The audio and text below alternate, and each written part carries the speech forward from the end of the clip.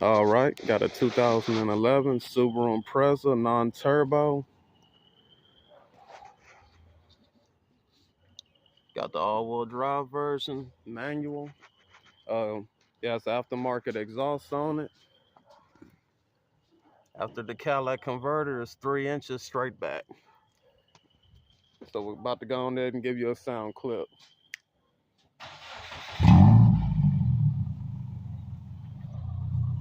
Don't worry about the exhaust.